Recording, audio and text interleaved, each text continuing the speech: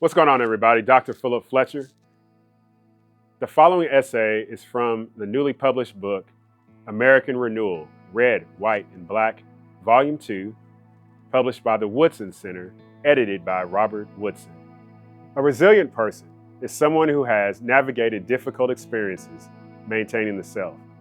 As a consequence, there is a change in perspective which occurs psychologically and emotionally, enabling him or her to progress in life.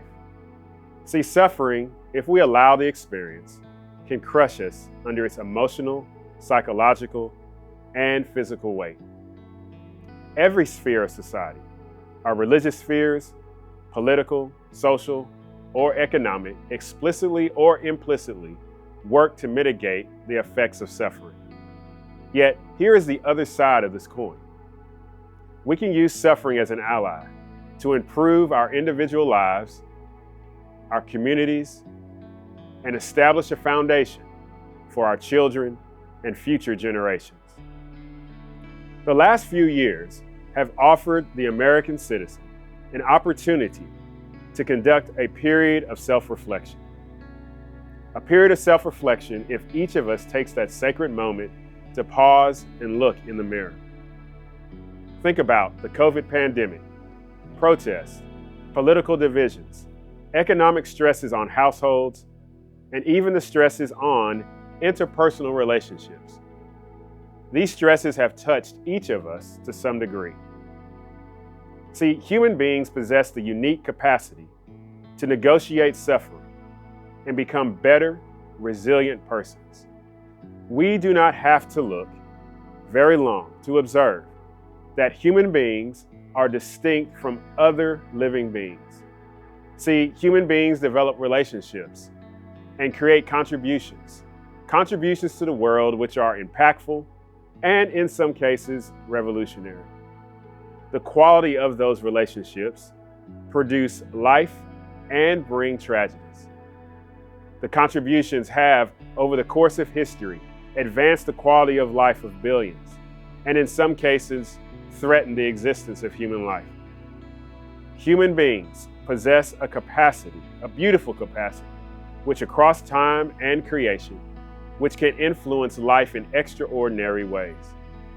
John H. Crosby, in his work, The Personalism of John Paul II, reflects on human beings or persons as belonging to themselves and having the capacity to determine in freedom who they shall be in life. Quote, persons are not just there, like rocks or plants. They are handed over to themselves. They can accept or reject themselves. Above all, they can determine themselves in freedom. Indeed, in a certain sense, they can create themselves. End quote. Human persons, men and women created in the image and likeness of God, are radically different than the objects that they have created for personal and societal usage. Human persons belong first to themselves, having the intelligence and having reason to determine how to respond to circumstances, how to respond and establish relationships, and contribute to a home, contribute to a community and the world.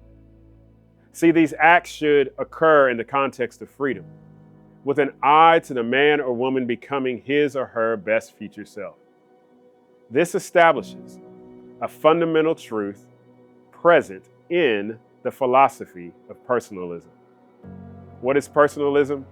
Human persons as subjects with dignity who possess the capacity to freely choose and not just exist as instruments which are to be used to accomplish a particular end.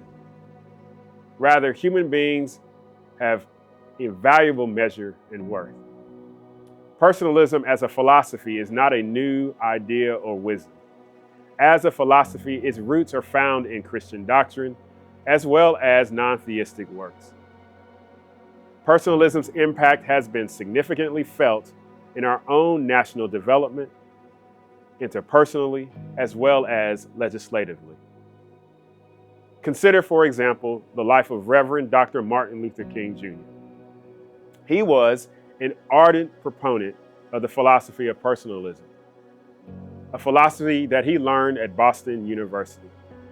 Reverend King, he applied the wisdom to his ministry and eventual leadership in the civil rights movement. Dr. King's application of personalism to the civil rights movement, it produced the idea that the measurement of a man or a woman is found in character, not in phenotypic characteristics. Dr. King assembled a diversity of Americans across ethnic and economic and religious and political backgrounds to march for equality before the law. And through his leadership, he secured legislation such as the 1964 Civil Rights Act and the 1965 Voting Rights Act. Dr. King consistently articulated the subjectivity of the human person as one of the fundamental truths to announce the brotherhood of Americans specifically and humanity worldwide, an influence on the difficult period of the civil rights movement as Dr. King applied personalist thought of subjectivity to navigate the long road of objectification and dehumanization of Black Americans. See, for Black Americans and white Americans who were called on to no longer view one another as animals or the embodiment of all that was racist and evil in America. Black Americans and white Americans were called on to no longer view one another as animals or the embodiment of all that was evil as expressed in racism and segregation. The objectification of human persons which led to slavery and Jim Crow and segregation. King's application called on Americans to view one another as subjects, human persons capable to accomplish individual and collective feats. It's the full recognition of human persons regardless of ethnicity, possessing the freedom and the ability to become someone greater was a consequence of Dr. King's personalism. It was this perspective which aided a journey down the long road towards a better life for all Americans. Finally, freedom is necessary to understand overcoming difficulty to become our best future selves. Admittedly, there are situations which act upon the human person, difficult situations. Our world is fraught with natural disasters and car accidents. We face the possibility of gun violence or an illness. We face the realities of the unequal application of legislation and unwelcome business interests in our communities. There are situations which occur and can disrupt the human experience. The human person rightly can feel as if the world has determined to suffocate or extinguish his or her existence. There is indeed an emotional and psychological reaction manifesting in anger, depression, isolation, or despondency. These are human reactions to difficulties, and this necessitates empathy. At the same time, human persons whose dignity is ineffable and reflects a transcendent being have the freedom to remain in a negative and emotional psychological state, or they have the freedom to act through him or herself as subjects to move through the difficulty. See, it's this acting through oneself. This is the actualization of resiliency. It is a human being acknowledging the peculiar difficulty and freely choosing to move forward, not as a consequence of coercion. Instead, the individual has recognized in himself or herself the capacity to progress into someone greater. A resilient person is someone who has navigated difficult experiences, maintaining the self. And as a consequence, there is a change in perspective which occurs, both psychologically and emotionally, enabling him or her to progress in life.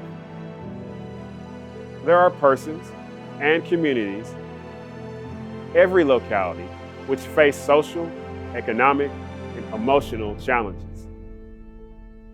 So these difficult experiences and environments offer opportunities either to shrink in the presence of these stresses or find avenues to negotiate and celebrate triumph. See, it's these stresses that are visible and shocking. Why? Because the resources to either hide or bring these difficulties to a quick end are minimal to non-existent.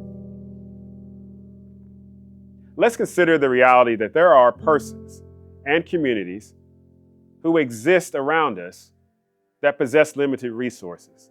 And so the journey towards resiliency must first endure the daily hassles with a level of creativity.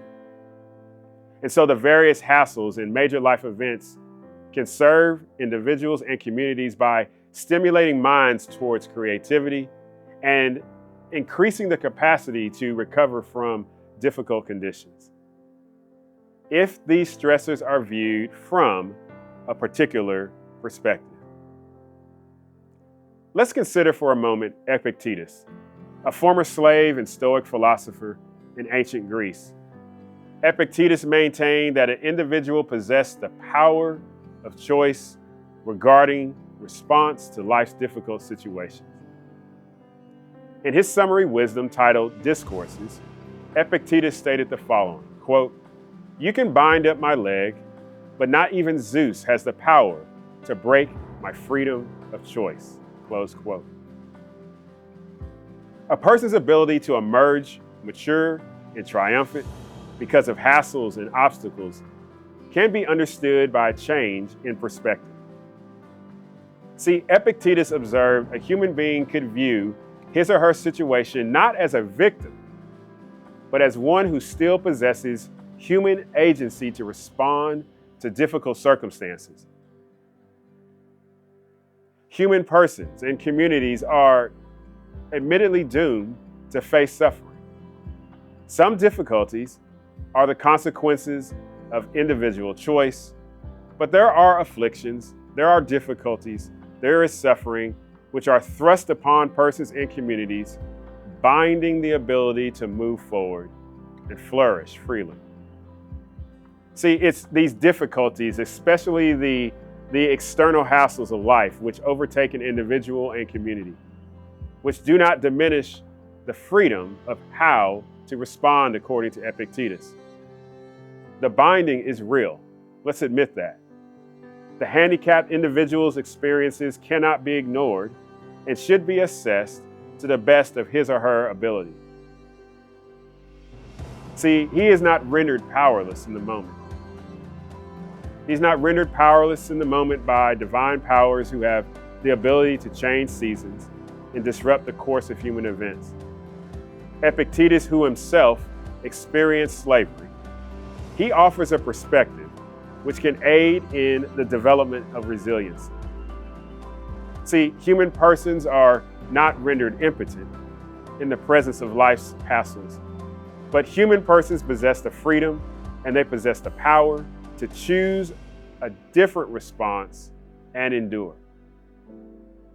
The former slave recognizes obstacles and divine powers are impotent to eradicate an individual's ability to respond with courage and take one more step forward in life. Resiliency does not have to occur in isolation, though. Human persons thrive in the context of social relationships. And within those relationships, the opportunities to acquire wisdom, secure resources, and accomplish personal goals have a higher possibility of success in the context of relationships. In 2007, I established a nonprofit, the City of Hope Outreach, or COHO for short. And COHO supports the dignity of human persons who live in low-income situations, experience homelessness, and simply need an opportunity to thrive. Now, in our 17th year, we have seen the importance of standing alongside individuals and families who are facing difficult situations related to education, housing, nutrition, and quality of life. There are men and women who have faced difficult odds, on a daily, monthly, yearly basis, and they have found ways to negotiate those odds to secure a better future for themselves and for their children. Let me tell you 2 stories. I'm reminded of Adam, a homeless single father released from the Arkansas Department of Corrections. Adam became a resident of our Coho Hope Home, which provides housing, employment assistance, and financial assistance for men who are in need of a better way of life. See, this was a long journey for Adam. It was a long journey in the case of case management, payment of fines, and employment training. Over the course of a 2-year period, Adam graduated from the Coho Hope Home with his fines paid, his employment supporting now men who are staying at the Hope Home, and he has been reunited with his daughter. That is a beautiful example of resiliency. Adam had to face the long journey of reclaiming his independence, as well as integrating his past failures into his own life to secure a better future. A future which included a healing relationship between a father and a daughter. Resiliency is not isolated to men and women who have no resources, such as housing or other basic needs. Resiliency can be located in the life of a single mother. A single mother who is carrying the load of homemaker, parent, employee, student. A single mother that has become involved in Coho simply to give back to others. There can be this perception. Single mothers do not have the time nor the power to look beyond their own circumstance. Women viewed as victims of circumstance because they are led to serve as both mother and father in the life of a child. Needless to say, this single mother embodied the truth of Epictetus. Epictetus, who spoke to generations earlier. Epictetus, in what he would consider acts of defiance to the handicap of single parenting, this single mother made the decision to respond differently to her difficulties. She is someone who is providing mentorship and offered resources to secure a college education while maintaining full employment and managing a home life. This is a single mother who exemplifies thousands of other single mothers in our nation across various localities who are blooming out of concrete. Women with a level of determination and humility, deciding to act with a different perspective and become better human persons for themselves and for their children. So Adam and single mothers who embody a resiliency which exemplify the majesty of human dignity and freedom present in every person beauty, goodness, and truth. It is a recognition of personhood, which affirms a human being's capacity to act freely in the face of difficult circumstances and enables those persons and communities to overcome extraordinary obstacles to become their best selves. Our subjectivity is critical to human agency. Human agency that reinforces our capabilities to respond with dignity in the face of difficulties. Secondly, a change in perspective involves human persons exercising his or her will to respond in thought, word, and deed in ways which communicate to the self, I will not be overpowered or defeated by this obstacle. This hassle in life will not have the final word. And so Epictetus provides a valuable contribution regarding the development of a resilient individual and community.